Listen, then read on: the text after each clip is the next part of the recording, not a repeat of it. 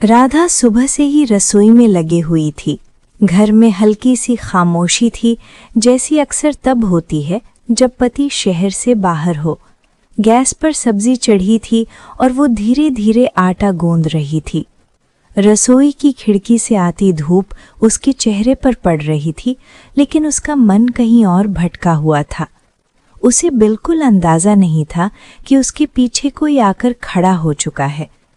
अचानक उसे अपनी कमर के पास हल्का सा स्पर्श महसूस हुआ। पहले तो उसे लगा शायद भूल से हुआ हो, लेकिन अगले ही पल उंगलियां कुछ ज्यादा देर तक वहीं रुकी रहीं।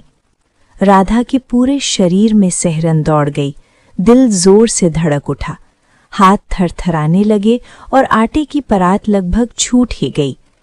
ये कोई गलती नहीं थी, ये जानबूझकर किया गया था। उसकी सांसें भारी हो गईं। रसोई, जो हमेशा उसे सुरक्षित लगती थी, उसी पल डरावनी लगने लगी। वो पलटकर देख पाती, उससे पहले ही पीछे से धीमी सी हंसी सुनाई दी। पीछे खड़ा था विक्रम, उसकी सास शांति देवी की पुरानी सहेली का बेटा, जो कुछ महीनों से उनके घर रह रहा था। पढ़ाई के नाम पर आया था, लेकिन उसके इरादे पहले दिन से राधा को सही नहीं लगते थे। राधा गुस्से से पलटी और बिना सोचे समझे विक्रम को जोरदार थप्पड़ मार दिया। तुम्हारी हिम्मत कैसे हुई? उसकी आवाज कांप रही थी, लेकिन आंखों में डर से ज्यादा गुस्सा था। विक्रम कुछ पल स्तब्ध रह गया, फिर गाल पकड़कर सीधे शांति देवी के पास भागा। मौसी, भाभी ने मुझे मारा है, लगता है उन्हें मेरा यहाँ रहना अच्छा नहीं लग रहा। थोड़ी देर में राधा भी वहां पहुंची। माँ जी, इसने मेरे साथ बदतमीजी की है, ये कोई छोटी बात नहीं है। शांति देवी कुछ क्षण चुप रहीं, फिर बोली, राधा, ये बच्चा है, शायद मजाक में हाथ लग गया होगा, इतना तूल देने की जरूरत नहीं। राधा को यकीन नहीं हुआ कि उसकी सास ऐसा कह रही हैं। माँ जी, अनचाहा स्पर्श मजाक नहीं होता। अगर आज मैं चुप रही तो कल इसकी हिम्मत और बढ़ेगी। शांति देवी झुंझला गईं। घर में पुरुष होना भी जरूरी होता है। तुम्हारे पति बाहर रहते हैं, कम से कम घर सूना तो नहीं लगता।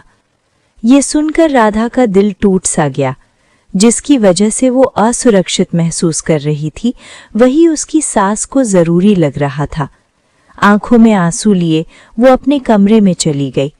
उसने तय कर लिया कि पति अमित के लौटते ही वो सब कुछ साफ साफ बताएगी।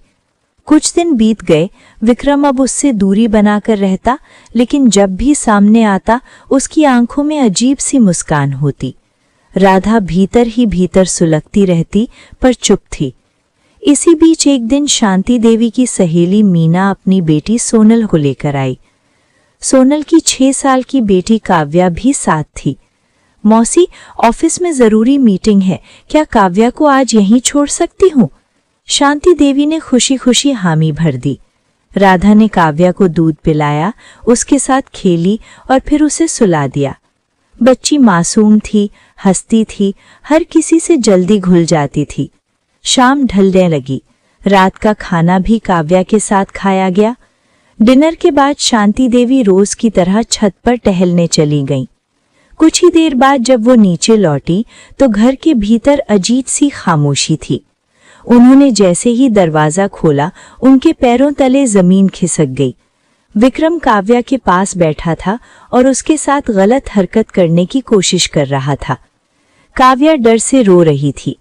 उसकी आवाज सुनते ही शांति देवी चीख पड़ी, विक्रम! राधा भी दौड़कर आई और तुरंत बच्ची को अपनी गोद में भर लिया। उसका दिल कांप रहा था। विक्रम हड़बड़ा कर बोला, मौसी, आपने ही तो कहा था कि घर परिवार में ये सब चलता रहता है। ये सुनते ही शांति देवी का हाथ अपने आप उठ गया। मेरी सबसे बड़ी गलती थी कि मैंने पहली बार तेरा बचाव किया। अब उनकी आंखें खुल चुकी थीं। जो राधा के साथ हुआ था वो कोई भूल नहीं थी। उन्होंने बिना देर किए दरवाजा बंद किया और पुलिस को फोन कर दिया। विक्रम माफी मांगता रहा, रोता रहा, लेकिन इस बार कोई दया नहीं मिली। पुलिस आई और उसे अपने साथ ले गई। इस घटना के बाद शांति देवी और उनकी सहेली का रिश्ता टूट गया, लेकिन अब शांति देवी को किसी रिश्ते की परवाह नहीं थी। उन्होंने समझ लिया था कि गलत को नजरअंदाज करना अपराध को बढ़ावा देना होता है। उन्होंने राधा से माफी मांगी और कहा, अगर मैं उस दिन तेरी बात सुन लेती तो आज ये बच्ची इस डर से नहीं गुजरती। राधा ने उनकी आंखों में पछतावा देखा और चुपचाप सिर हिला दिया। कहानी का संदेश। दोस्तों, गलत व्यवहार को पहली बार में ही रोकना बहुत जरूरी है। चाहे सामने अपना ही क्यों ना हो, सम्मान और सुरक्षा से बड़ा कोई रिश्ता नहीं। चुप्पी अपराधी की ताकत बनती है और सच का साथ देना ही असली हिम्मत है। दोस्तों, अगर ये कहानी आपको सच्ची लगी हो तो वीडियो को लाइक जरूर कीजिए, इसे शेयर कीजिए और ऐसी ही पारिवारिक कहानियों के लिए पूजा वार्ष्णेय पारिवारिक कहानियां चैनल को सब्सक्राइब करना ना भूलें। कमेंट में जरूर लिखिए आप ये कहानी किस शहर से देख रहे हैं।